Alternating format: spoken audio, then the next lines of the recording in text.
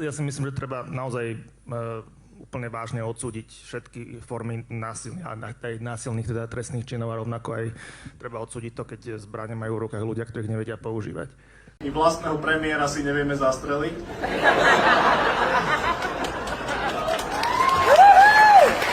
To mi páči, že jeden človek začal, že môžem. Už sa zotavil, môžeš. Čo môžeš, musíš. Aká krajina, taký Kennedy. No a... Dámy a páni, veľmi v krátkosti sa vyjadril k tomu, čo tu bolo povedané, najmä k tej nenávisti. A možno by ste si aj vy ako médiá mali uvedomiť, že sa na tom šťastí podielate. A tak, ako to bolo v období tzv. Covidovom, kedy boli ľudia doslova ovládaní strachom, tak sme sa presunuli do obdobia, kedy sú ľudia ovládaní nenávisťou. Nenávisťou voči spoločnému nepriateľovi.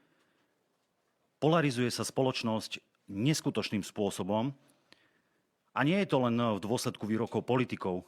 Ešte raz, podielate sa na tom aj vy, médiá, novinári a samozrejme aj anonymita na sociálnych sieťach, ktorá potom môže vyústiť do takých konaní, ako sme videli tam toho, nechcem sa dotknúť psychických pacientov, ale toho pološialenca, ktorý príde s valaškou na protest a hovorí niečo o poslednom klinci do rakvy premiéra.